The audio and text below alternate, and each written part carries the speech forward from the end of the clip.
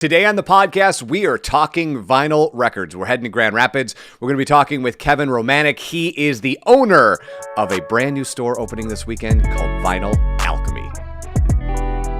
And as I said on today's episode, we are talking about one of my favorite subjects, vinyl records. Kevin from Vinyl Alchemy.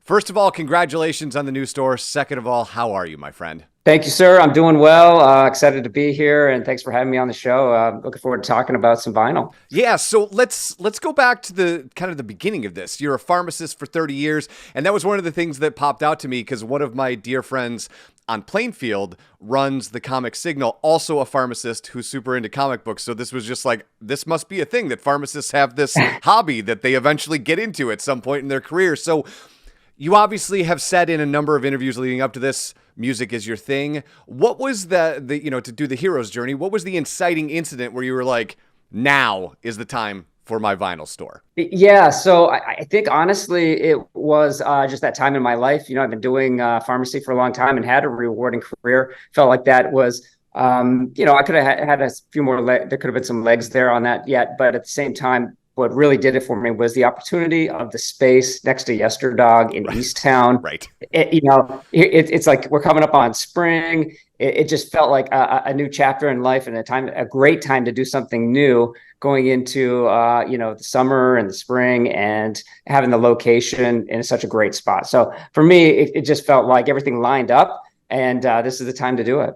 Now, Kevin, are you a natural-born entrepreneur, or is this something you've always wanted to try? What was the biggest leap to go from fan of vinyl to, oh, dear Lord, I have to sell vinyl? What was that leap like for you? I wonder if it's just, the journey that everybody has as they're getting older here, and I'm not spring chicken anymore, and just realizing like, I've been doing this a long time. It's time to do something else. There wasn't any one thing that just said, hey, now you have to do it. So honestly, I think it was just a natural progression and just getting that point in my life where I'm like, I can take a risk.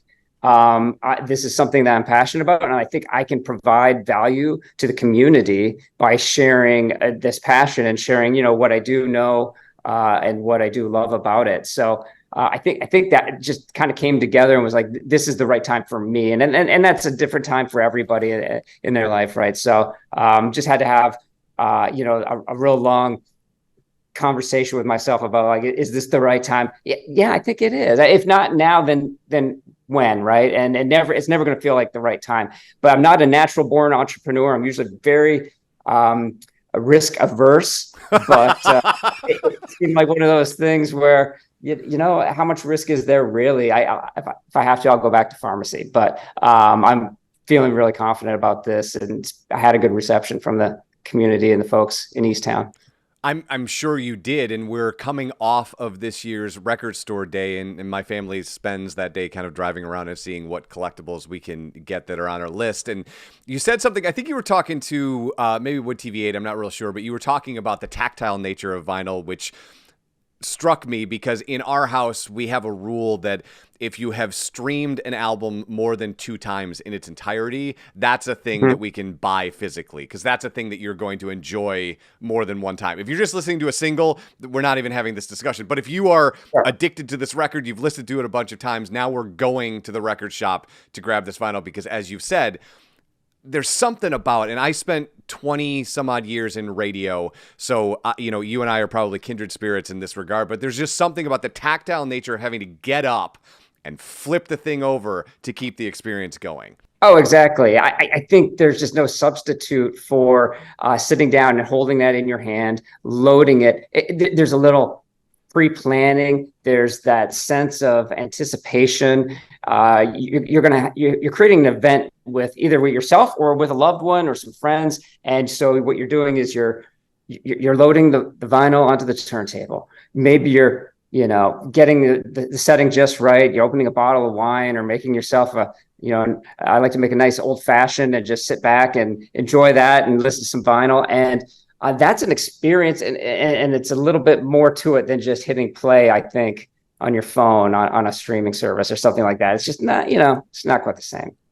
There's a magic to it, right? You've obviously picked the perfect word. There's an alchemy to it. It's just plastic, but out of that plastic comes this magic, you know? And how many people really listen to an album on a streaming service all in order the way it was intended, like putting the vinyl on, looking through the liner notes, you're getting the full experience that the artist intended for you in its totality. And to do right by them, I think that's the only justice you can really do for them, is to listen to it the way they intended and get the full experience, or else you may be missing out on something.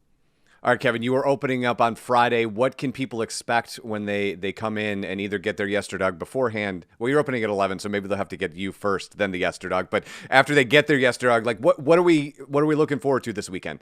So yeah, I've got a really highly curated selection of new albums. Also, I'll have some used albums. I won't get them all out probably the first weekend, but I'll be working on that as I'm visiting with folks and just talking music. I've got a lot of pop culture merchandise, that just things that I see that I'm like, I can't believe that exists. That's kind of cool. I got to have that. Somebody else might want to have that. So I'll have that out. I've got original movie posters. I just always had a thing for original movie posters. Again, it was something about bringing myself closer to the experience of the movie, having them be original. It just makes it that much more valuable when, in your home theater or whatever. So I've got a selection of those from the 80s and from the 90s and 2000s. So that'll be fun to look at. If nothing else, they're curiosities. And then some more collectible albums too that I've got.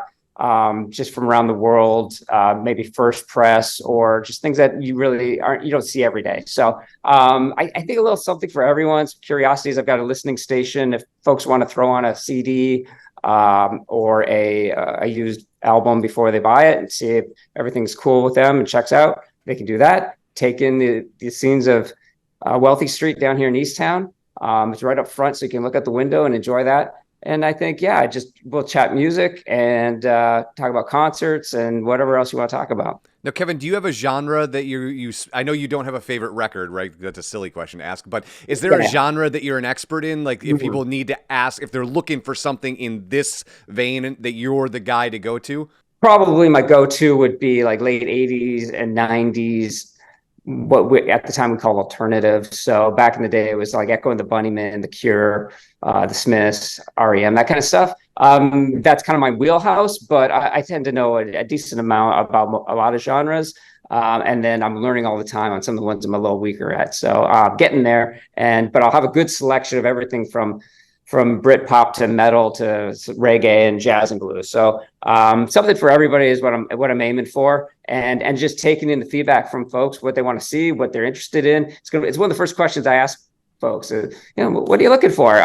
Because I want to know, and I learned from talking to the community, and that's how I discover new artists as well. So something for everyone, I think. Now, how much is your experience as a pharmacist? And for some people who don't know where this question is going, this might be a weird lead-in, but hang with me. How much is your experience as a pharmacist kind of guiding that curiosity in the music space? Because back in the day, your neighborhood pharmacy might have had a soda jerk, and so people were coming in and spending more time than we typically do in Meijer or Walgreens or wherever we're getting our pharmacy done. But for you, how much has that kind of helped guide and advise what this looks like at the beginning and how you're going to grow into the future? So yeah, kind of going back to that, there was the soda fountains in the pharmacies, and it was a hub for socialization. And when I first started out in pharmacy, I did a lot of working in some of the small towns around Grand Rapids. And I ended up actually really enjoying that the most because I could talk to folks, get to know them. They got to know me. We were first name basis. And so I think that definitely influenced kind of my guiding of this endeavor right here, because I want to get back to that kind of smaller community. We know each other really well, kind of experience that I had when I was doing some of these pharmacy jobs in smaller towns, in the smaller farming communities. Those are very rewarding. And those are the experiences that I think I'm really looking for here with Easttown. I am super excited to come see you this weekend, Kevin. The store is Vinyl Alchemy right next to Yesterdog in Easttown in Grand Rapids. My friend, have a wonderful day. Hey, thank you, Eric. It was great. Thank you.